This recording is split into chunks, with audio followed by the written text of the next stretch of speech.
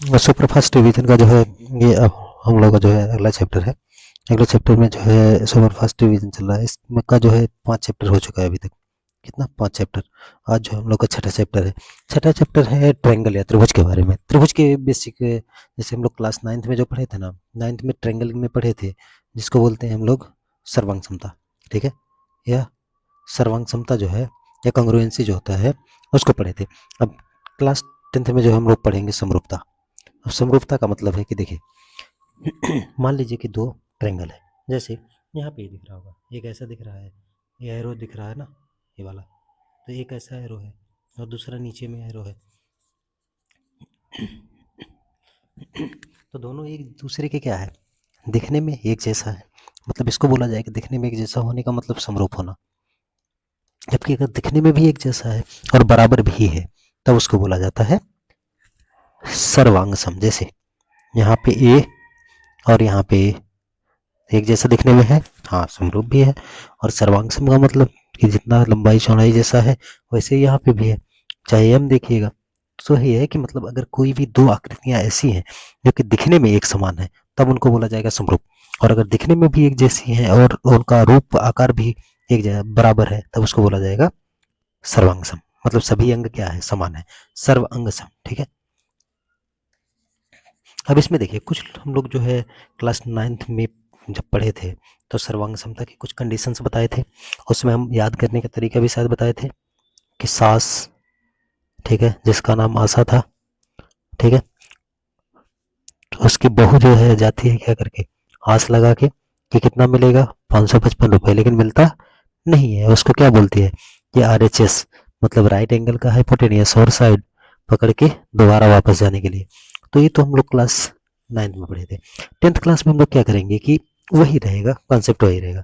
बस उसमें क्या है कि अब की बार क्या होगा, अब की बार सास या CS, उसके बाद एंगल एंगल और यस यस यस, या एंगल एंगल एंगल।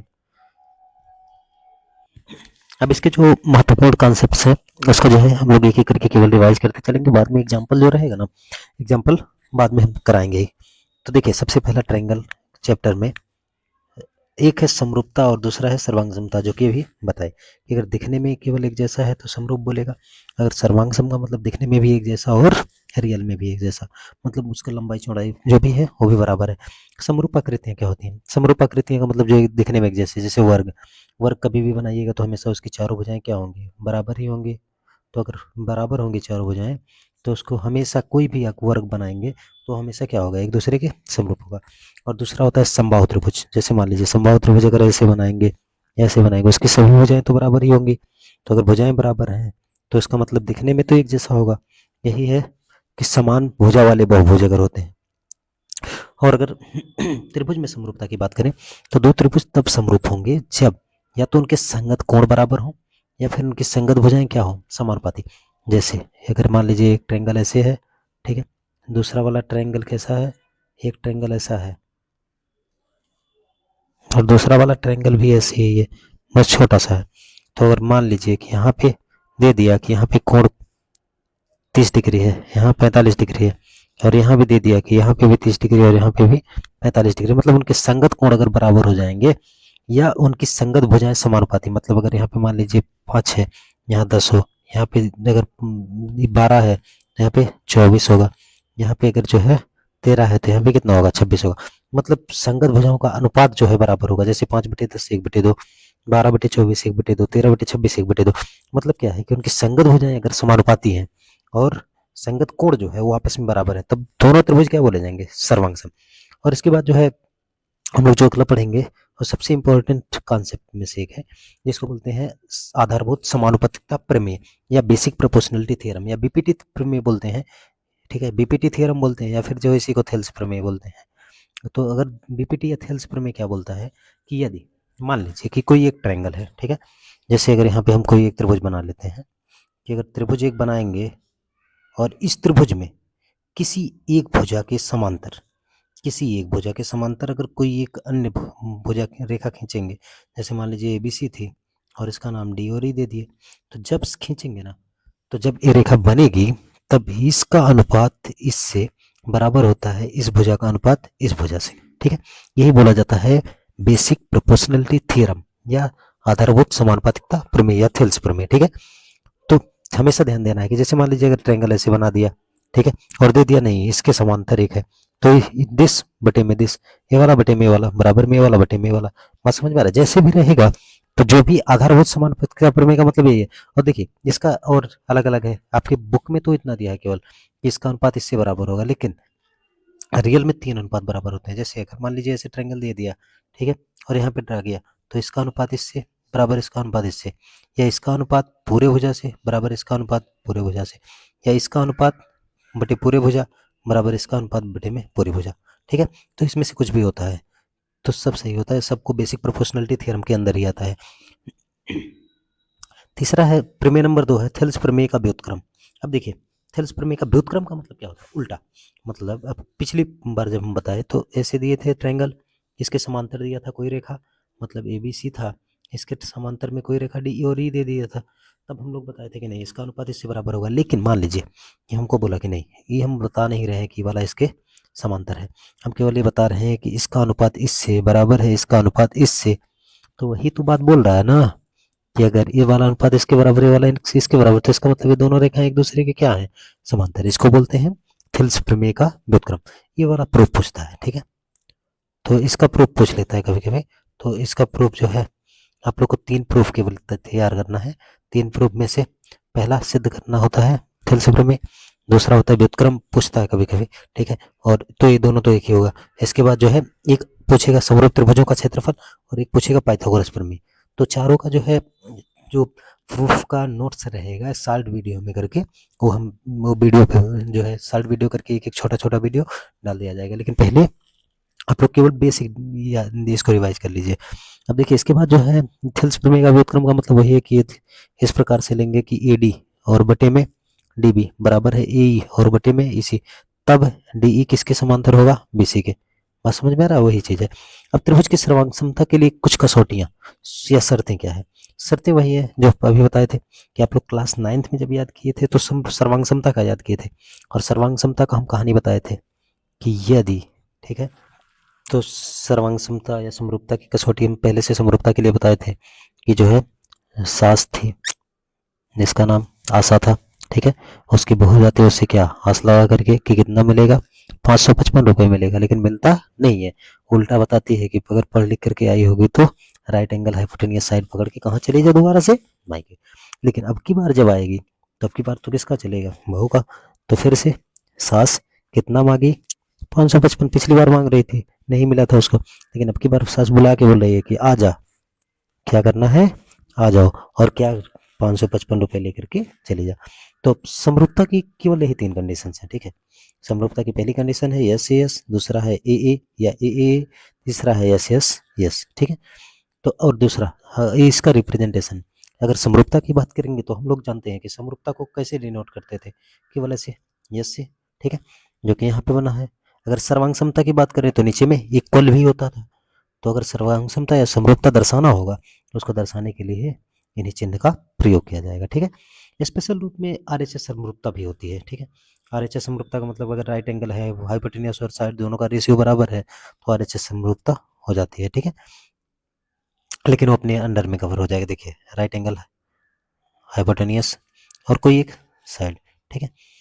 और समरूपता, समरूप त्रिभुज का क्षेत्रफल। अब सुनिए सबसे इंपॉर्टेंट है, ऑब्जेक्टिव क्वेश्चन में 2 से 3 क्वेश्चन पूछता है और कभी कभी तो सब्जेक्टिव में भी पूछता है। तो देखिए अगर मान लीजिए कि ऐसे दिया है, कभी भी अपने पास 2 त्रिभुज दे दिया, बोला कि जो है ए बी सी, ठीक है, यहाँ पे डी और ई, ऐसा दे सकता है, और जरूरी नहीं ऐसा ही।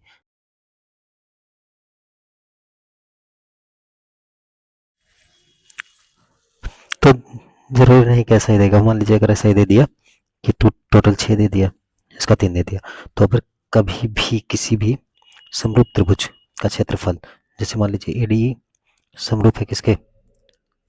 ट्रायंगल ए बी और सी के, तो ए डी ई, जो भी ई डी ट्रायंगल है, इसका जो एरिया होगा ना, और बटे में जो ट्रायंगल ए बी सी है इसका एरिया जो होगा, हमेशा अगर संगत है तो इनकी संगत भुजाओं के अनुपात के वर्ग के क्या होता है? बराबर। मतलब ए डी और बटे में, मतलब कोई भी इसका भुजा दिया होगा, इसकी भुजा 3 है, इसकी भुजा 6 है, तो 3/6 इसका स्क्वायर, मतलब 1/2 का स्क्वायर, 1/2 का स्क्वायर क्या हो जाएगा 1/4। इसका मतलब कि यदि इसका एरिया 1 होगा तो इसका एरिया कितना होगा 4। मतलब अगर ये वाला एरिया 1 है तो पूरा वाला एरिया कितना होगा 4, तो ये वाला कितना हो जाएगा 3।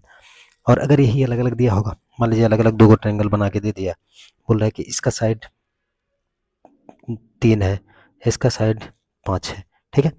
और दे दिया कि अगर दोनों ट्रायंगल समरूप हैं, अगर समरूप हैं तो इनकी संगत भुजाओं का अनुपात जो होगा, अगर 3 है 5 है, ठीक है, या 3 देगा तो 6 देगा, अगर मान लीजिए 7 देगा तो 14 देगा, या कुछ और दे रहा है, तो जो भी है एक भुजा का अनुपात और उसका स्क्वायर कर देंगे, तब क्या मिल जाएगा अपने को कि उसका क्षेत्रफल का अनुपात।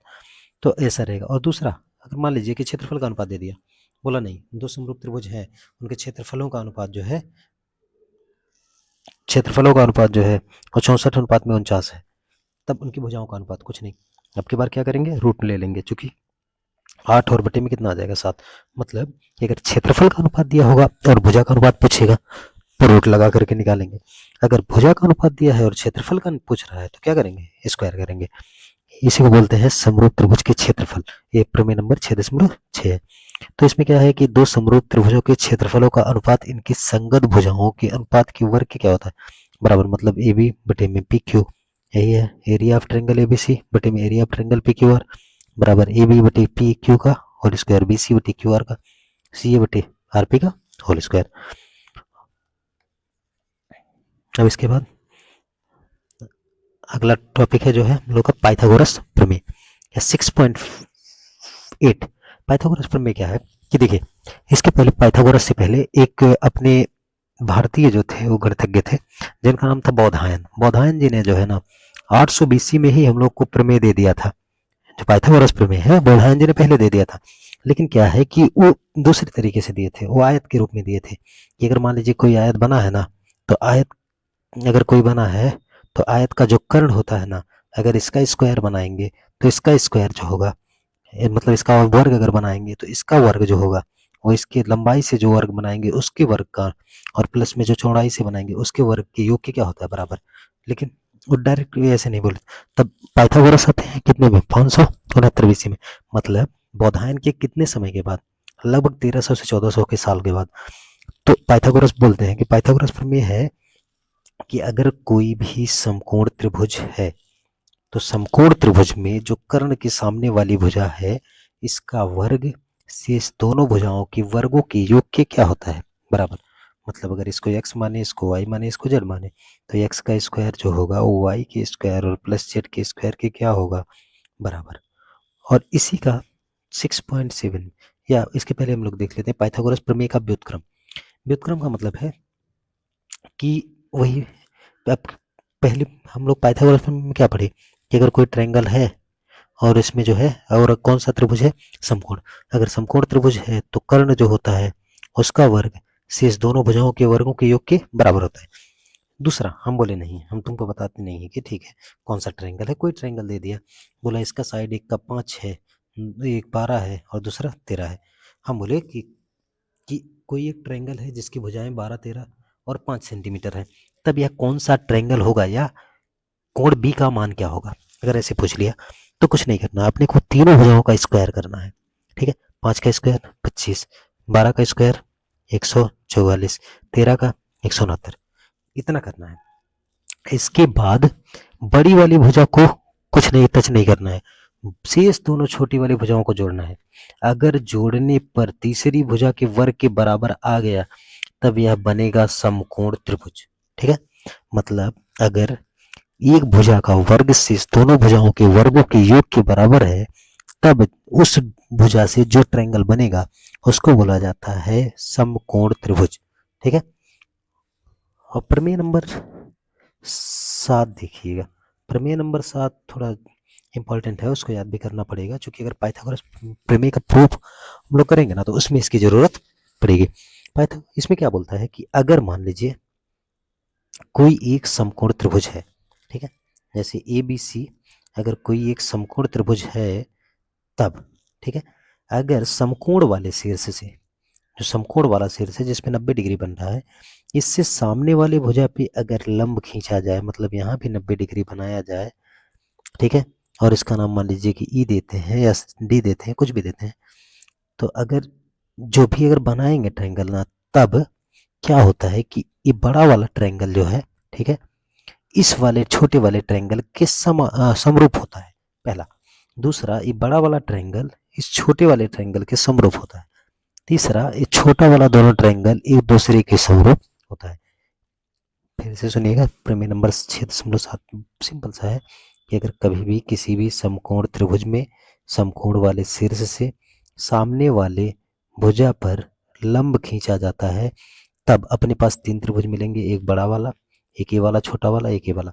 तो ये तीनों एक दूसरे के समरूप होते हैं, मतलब ये वाला इसके समरूप होगा, ये वाला बड़े वाले के समरूप होगा, ये वाला छोटा वाला बड़ा वाले के समरूप होगा, ठीक है। और मतलब दोनों छोटे वाले बड़े वाले के समरूप होंगे और दोनों छोटे वाले आपस में समरूप होंगे। ये चीज यहाँ पे लिखा गया है कि यदि किसी समकोण त्रिभुज के समकोण वाले शीर्ष से कर्ण पर लंब डाला जाए तो क्या होता है, दोनों ओर बने समपूर्ण त्रिभुज जो होते हैं वो क्या होते हैं, समरूप होते हैं। जैसे यहाँ पे A B D, A B D ये वाला, ए बी सी पूरा वाला, ठीक है। और इसके बाद A B D, A B D छोटा वाला, और बी डी सी छोटा वाला, उसके बाद बी डी सी और बड़ा वाला, मतलब नीचे वाला और बड़ा वाला, ये सभी एक दूसरे के क्या होते हैं, समरूप होते हैं, ठीक है। तो इतना हुआ। अब इसके बाद जो है सभी रिवीजन चल ही रहा है। अब इसके बाद आप लोग का कितना 6 चैप्टर हो गया, अभी 9 चैप्टर बाकी है। तो एक एक करके धीरे धीरे करके सबका 1 से 2 दिन में सभी का रिवीजन कंप्लीट हो जाएगा। फार्मूला पहले रिवाइज कीजिए और जो है उसके बाद क्वेश्चन चालू होगा हम लोग का, जो पीवाई क्यू है प्रीवियस ईयर का क्वेश्चन है, एक एक ईयर वाइज सुबह शाम का शिफ्ट, जैसे अलग अलग शिफ्ट में जो है एक बार में एक शिफ्ट देखते हैं कितना टाइम लेता है। अगर मान लीजिए कि ज़्यादा बड़ा होगा वीडियो